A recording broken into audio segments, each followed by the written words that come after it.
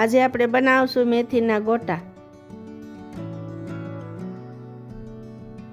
એકદમ ટેસ્ટી ને વરસાદમાં બહુ સરસ લાગે એવા.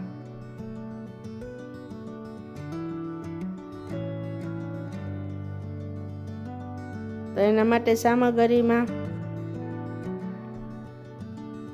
ડુંગળી, બટેટા, કોથમરી, આદુ મરચાં લસણની પેસ્ટ અને મેથી.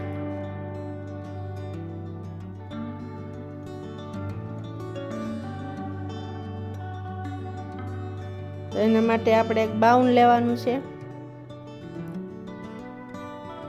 એમાં લોટ નાખવાનો છે, બટેટા નાખવાના છે, ડુંગળી નાખવાની છે, આદુ લસણ મરચાંની પેસ્ટ નાખવાની છે, અધકચરી, કોથમરી અને મેથી નાખી દેવાનું છે. ડુંગળીમાં પણ પાણી હોય છે એટલે આપણે આ મસાલો નાખવાનો છે. આમાં બીજો કોઈ મસાલો નથી નાખવો. પાણી જોતા પૂરતું નાખતું જવાનું છે તો એકદમ ઢીલું ન થઈ જાય મિક્સર. એકદમ મિક્સ કરી દેવાનું છે.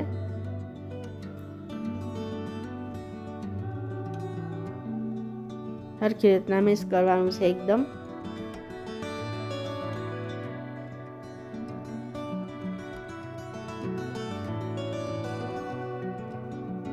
તો હવે આપણે જાળીવાળા કરવા માટે એમાં 500 ગ્રામ લોટ હોય તો 50 ગ્રામ જેટલો રવો નાખવાનો છે, જે આપણે ઘરમાં વપરાતો હોય, અને એમાં થોડુંક પાણી નાખવાનું છે. એ પાણી પીવી પાછું.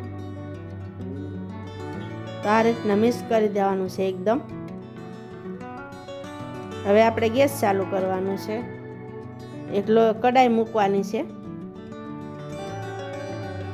તેલ નાખવાનું છે ગરમ થવા માટે.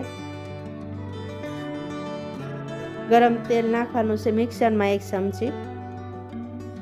મિક્સ કરી દેવાનું છે. તમે જોઈ શકો છો એકદમ મિક્સ કરવાનું છે. ચમચીની મદદથી જ આપણે ગોટા બનાવવાના છે. તો આ રીતે તેલ થઈ ગયું છે. એકદમ તેલ થઈ જાય એટલે થોડુંક ધીમું કરી નાખવાનું છે ગેસ. પછી આ રીતે લોયામાં હમાય એટલા મૂકવાના છે ગોટા. તો આ રીતે આપણે મૂકી દેવાના ચમચીની મદદથી. મલાવી નાખવાના છે, બે બાજુ સરખા ચડી જાય.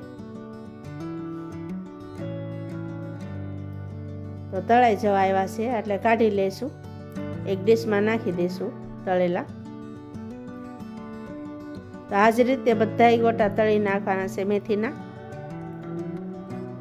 જરૂરથી ટ્રાય કરજો. એકદમ ટેસ્ટી ને ખૂબ સરસ, ને બહારના હોય એવા ટેસ્ટી, બહુ સરસ. ટ્રાય કરજો.